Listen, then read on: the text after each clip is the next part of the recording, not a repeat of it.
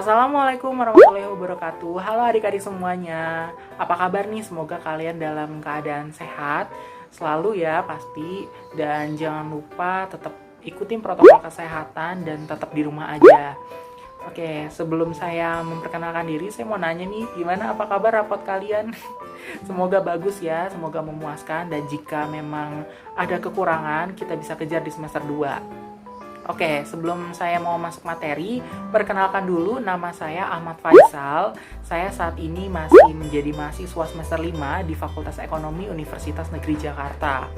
Jadi pada kesempatan kali ini saya akan membahas mengenai simpanan tabungan. Nah, ini adalah materi kelas 10 semester 2 pada mata pelajaran dasar-dasar perbankan.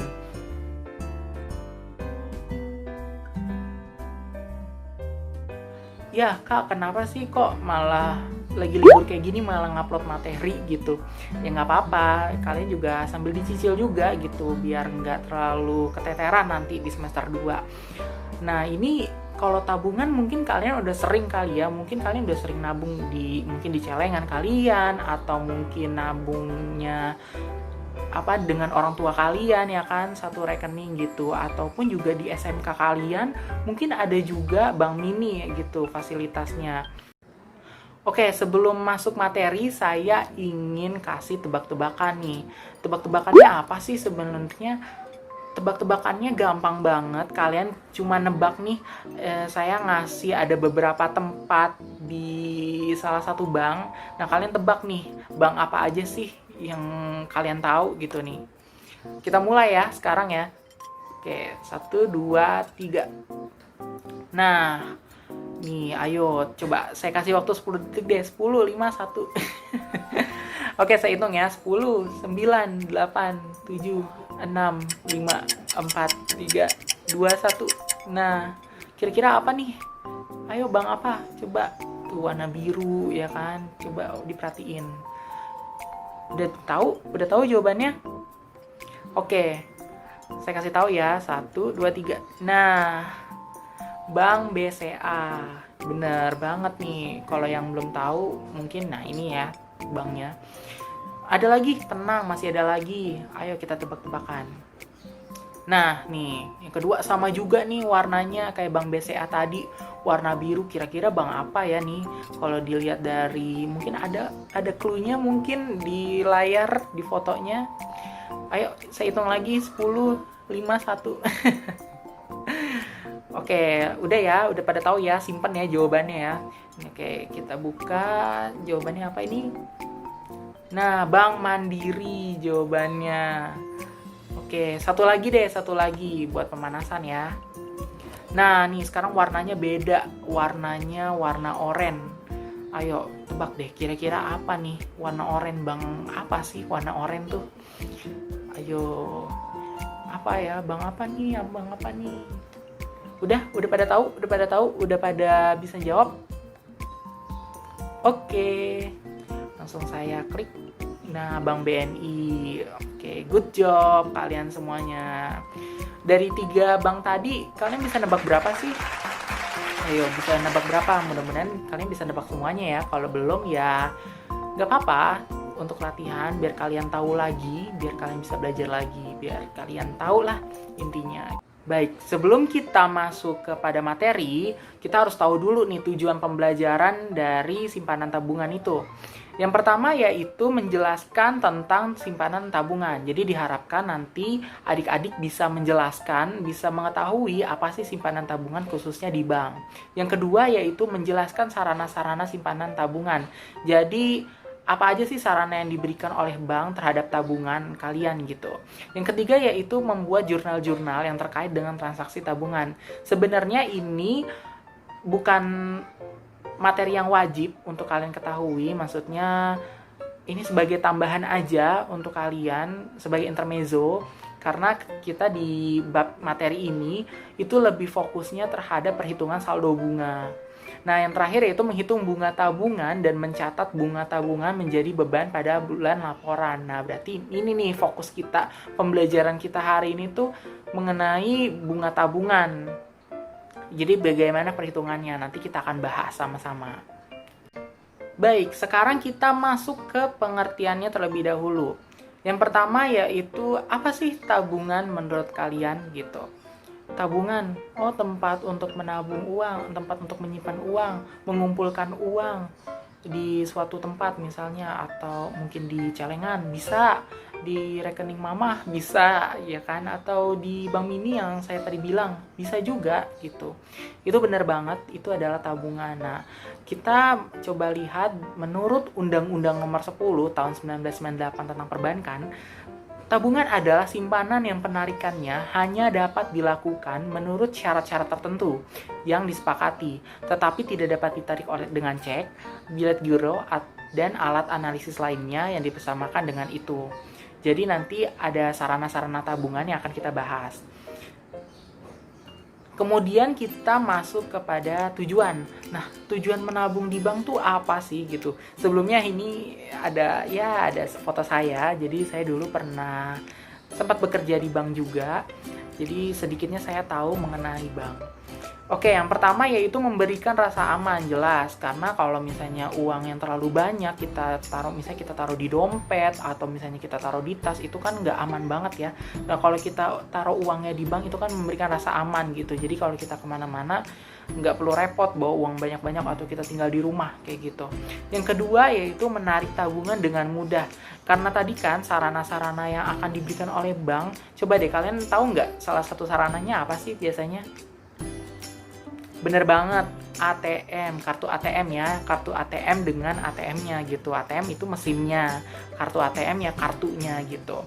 Jadi itu salah satu sarana untuk penarikan kalau misalnya kalian lagi butuh banget uang gitu kan, nggak harus kalau kita ke bank itu kan nggak 24 jam ya. Kalau misalnya ke ATM kita kan bisa kapan aja, misalnya malam-malam atau misalnya pagi banget gitu. Nah, yang ketiga yaitu untuk penghematan pastinya. Kalau kita ngelihat uang kan biasanya bawaannya pengen belanja aja gitu ya kan. Tapi kalau ditaruh di bank kita meminimalisir gitu. Jadi kita menghematlah uang kita. Oke, selanjutnya kita masuk ke sarana. Kita lihat ya, yang pertama yaitu sarana setoran. Nah, nih ada 3 nih fotonya di sini. Di sini yang pertama yaitu slip setoran. Ini sebenarnya slip setoran ada 2 jenis memo ya. Nah, kalau misalnya kalian nih misalnya mau nabung, misalnya kalau kalian ke bank langsung nih. Nah, kalian biasanya ditawarkan, ini saya ngambil contoh di Bank Mandiri ya, di Bank Mandiri atau Bank Mandiri Syariah. Ini ada 2 nih. Yang pertama, kalau misalnya kalian mau setoran uangnya di bawah 25 juta, itu pakai yang kecil aja kalian pilihnya. Kayak gitu. Jadi kalau kalian datang, misalnya nanti ditanya security mau setoran nih, oh iya berapa setorannya, saya mau setoran di bawah 25 juta, nanti pasti kalian dikasihnya yang kecil. Kalau misalnya kalian uangnya lagi banyak nih, mau setoran lebih dari 25 juta, kalian bisa pakai memo yang gede gitu. Kalau di Mandiri Syariah warnanya hijau, tapi kalau di Bank Mandiri yang konvensional itu warnanya biru.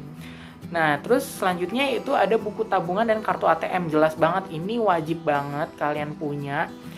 Kalau misalnya kalian mau setoran, biasanya sih bawa buku tabungannya nanti untuk dicetakkan gitu. Kartu ATM juga biasanya dibawa untuk bukti bahwa kalian penabungnya gitu.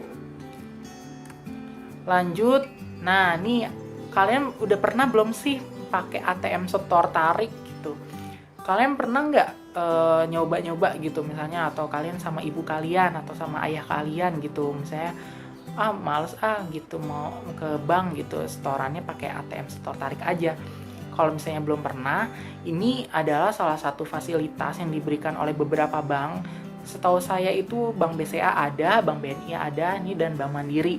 Nah, ini biasanya setorannya itu cukup di mesin ATM aja gitu, kalian masukin uangnya. Nanti ada tuh di lingkaran ini, nanti tuh di kotak ini nanti kebuka gitu, nanti kalian masukkan uangnya. Biasanya hanya untuk nominal 50 dan 100 ribu aja. Selanjutnya yaitu kita masuk ke sarana penarikan. Nah, yang pertama itu ada buku tabungan dan kartu ATM. Nah, walaupun kalian mau penarikan di teller, kalian harus tetap bawa kartu ATM kalian, karena sekarang kebijakannya penarikan di teller tetap digesek nanti kartu ATM kalian. Nah, selanjutnya yaitu mesin ATM, di mana penarikan menggunakan ATM ini itu limitnya sampai 5 juta. Jadi kalau misalnya kalian penarikannya di bawah 5 juta atau pas 5 juta, saya saranin mendingan penarikannya di ATM aja gitu, untuk meminimalisir juga kalian daripada ngantri-ngantri ya kan di teller lama, mendingan kalian penarikannya melalui ATM aja. Lalu kalau misalnya kalian tetap mau penarikannya di teller nih, biasanya ada slip penarikan yang harus kalian isi. Jangan lupa diisi cabang-cabangnya, tanggal, dan nama kalian, nomor rekening, dan sebagainya di situ. Dan juga jangan lupa bawa syaratnya, misalnya kalau di atas 17 itu sudah bawa KTP. Nah, kalau misalnya kalian mau melakukan transfer, itu bisa juga melalui teller dengan mengisi form yang ada di menggunakan form yang tadi tuh yang seperti setoran ya, sama gitu. Nanti kalian tinggal checklist aja pemindah bukuan atau transfer keluar. Yang terakhir yaitu sarana transfer dan lainnya. Jadi kalau zaman sekarang nih, apalagi di masa pandemi, kita nggak perlu keluar-keluar gitu ya kan, cukup kalian pakai mobile banking atau net banking. Nah ini contohnya dari Bank Syariah Mandiri.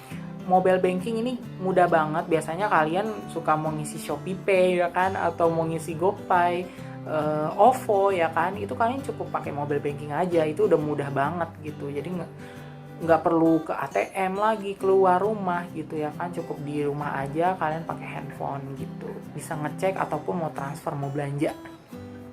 Baik, selanjutnya kita masuk kepada akuntansi tabungan. Yang seperti saya awal bilang, sebenarnya untuk akuntansinya ini, pencatatannya ini tidak terlalu terfokus, karena kita fokus pada bab ini itu mengenai perhitungan saldo bunga.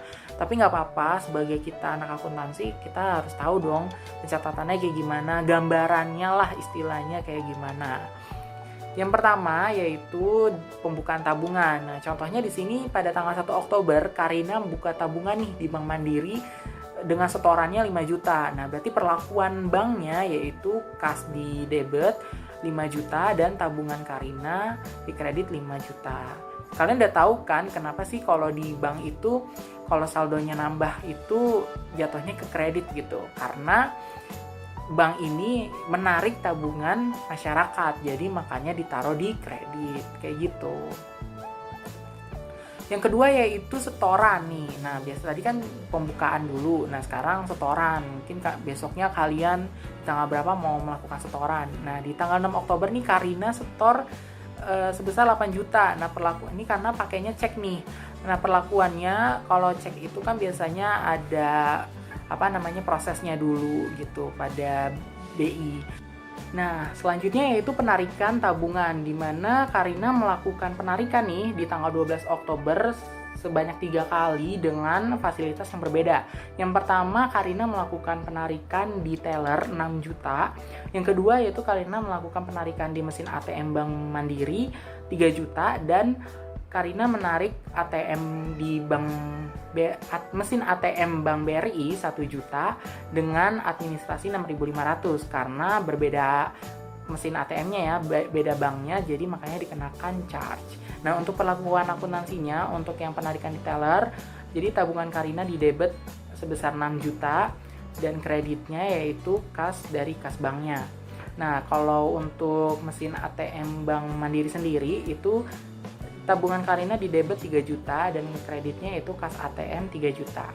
Dan yang terakhir yaitu untuk perlakuan di mesin ATM bank lain, yaitu tabungan Karina di debit 1.006.500 dan giro BI sebesar 1.006.500. Lanjut yaitu pemindah bukuan. Kalau pemindah bukuan ini biasanya ke sesama bank gitu. Maksudnya sesama Bank Mandiri kan di sini kategorinya, karena Karina adalah nasabah Bank Mandiri.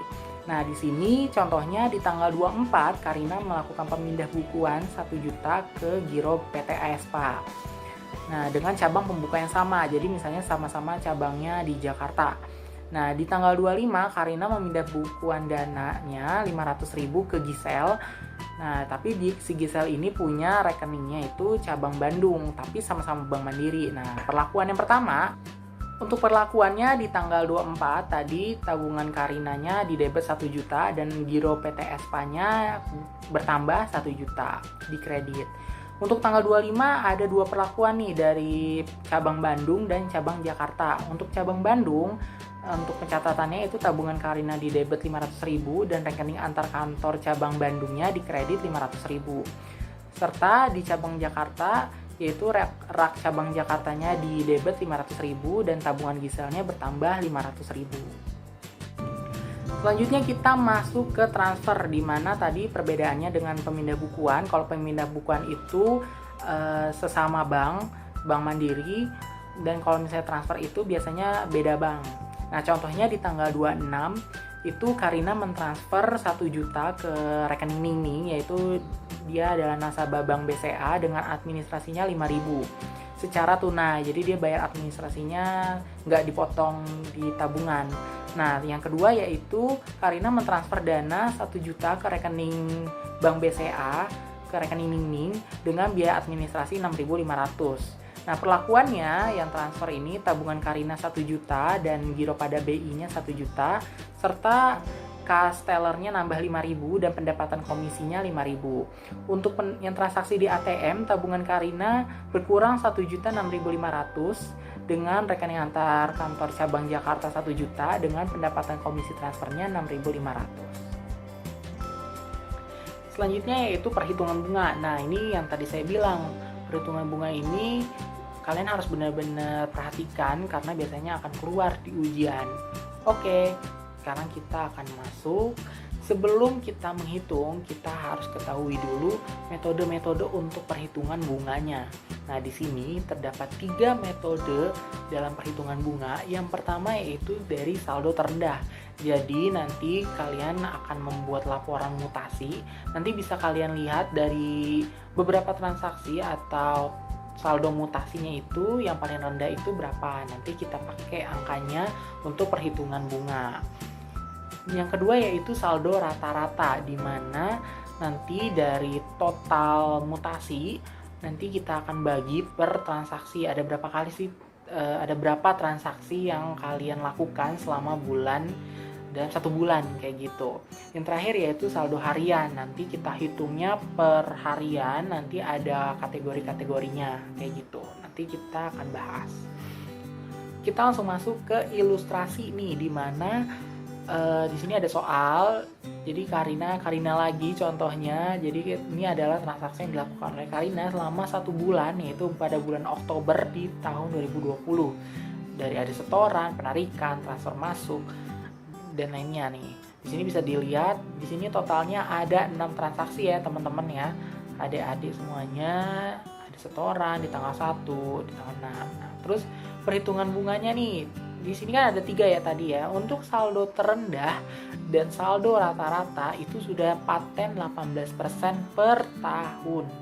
Jadi nggak berubah-berubah ya. Jadi dalam setahun 18%. Nah, saldo harian, nah di sini nih unik nih, saldo harian ini mempunyai persenan yang berbeda-beda di kategorinya.